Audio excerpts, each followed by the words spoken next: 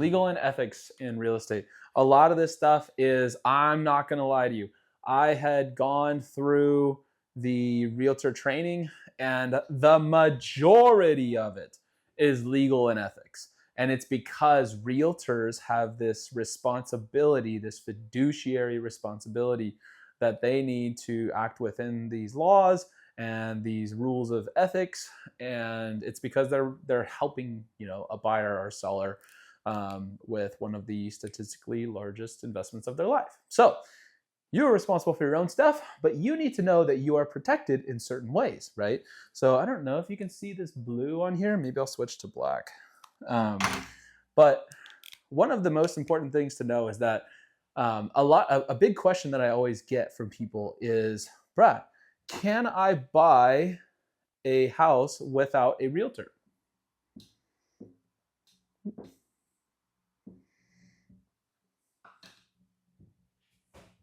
I don't know why I drew it in kind of Greek letters, but yes, 100% you can. Okay. Yes. Okay. You can absolutely. I wasn't even part of a frat. I don't know why I drew that, to be honest. But you can absolutely buy a house without a realtor. I'm showing you how easy it is to do so. You do not need to fear the process at all, because there are a ton of protections, checks and balances for you to make sure that you're doing the right thing, acting the right way. Okay. Yes, you can buy a house without a realtor. There is no question about that. There's no law. There's no law out there in the world, I don't know about the world, but the United States, that prevents you from buying a house without a realtor. Okay. The next thing is going to be, so I talked about the safeguards, and some pretty important ones to talk about, I'd say, are going to be fair housing. I don't know, what is it? Fair housing laws, I guess. We'll just say fair housing laws. That's one. Then there's going to be, what other note did I put down there for you to know? Oh, there's disclosures, right? So there's required, I should put seller's disclosures. Let's just write this stuff out. Let's not be lazy about it. Let's do fair housing laws. Okay. And then you have seller disclosures. And then the third thing that I wanted to really note was, offers. So this is actually a big one. Offers is actually my favorite one. I should know that, because here's what I'll tell you. Housing. I put housing. Why don't I just put an apostrophe instead of a G? So fair housing laws is basically like a bunch of, you can Google it and read into it, but it's basically a bunch of rules that say, hey, you can't be discriminated against. You can't prevent somebody from buying a house for discriminatory reasons, stuff like that. So that's fair housing laws. It's going to make sure that you can buy whatever the house you want, as long as you're able to afford it, as long as your seller accepts your offer, all those things, right? So the other thing is seller disclosures are a big protection. It is a law that they have to disclose anything they know about the house, neighborhood, nuisances, stuff like that, right? So they have to disclose that stuff. So if they don't disclose something, then there's big trouble. You can sue them, stuff like that. My favorite one, and probably one of the most important ones, is going to be your offer.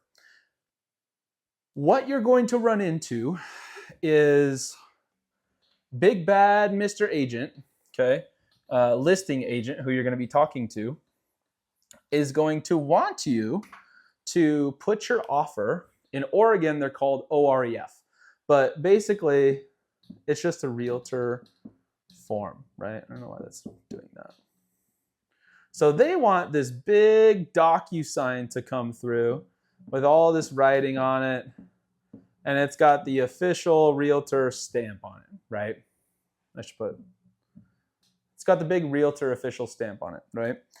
And I, in my beginning days, was not realizing that I was sending offers to realtors, to listing agents, and they were not even looking at it, because I was sending it to them and it was not through the MLS. It was not through the official system that they had set up.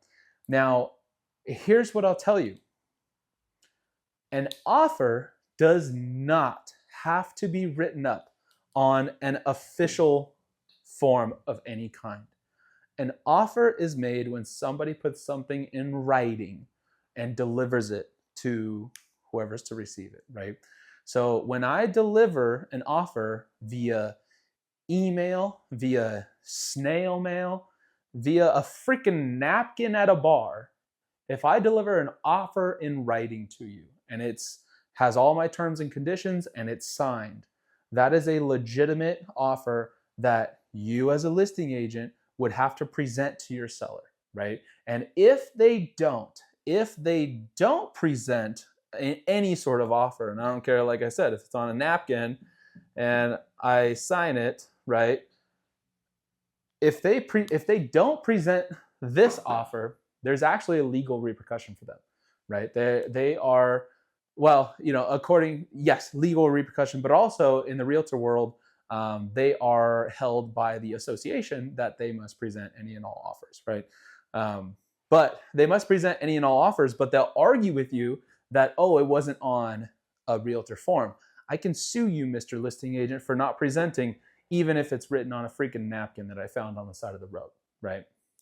At Starbucks. So absolutely, your offer must be presented. So if you feel like you're not getting, here's the thing that I'll tell you, and this is kind of part of Closers Cafe, what I teach people, but there's a cadence to when you should be following up if you feel like your offer is not being received, not being presented, or whatever, because it will happen. I guarantee it. If you're going unrepresented, there's this good old boys and girls club inside the Realtor Association that some realtors out there will not pay attention to your offer because they feel it's not an official channel, you're not represented, all these things. So you're gonna deal with this type of stuff, but in Closers Cafe, I teach you exactly how to deal with these things. So ultimately, it's not the end of the world, but it is something to absolutely be aware of. The other thing is going to be ethical considerations. I don't feel like there's a big explanation to this.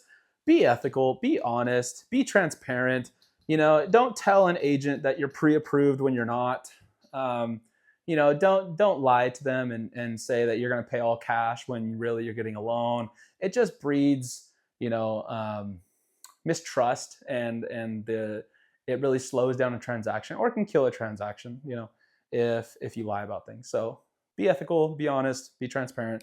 Also know how you're protected and stuff, and know the legal backstops really that exist. As a buyer, there aren't a ton of legal.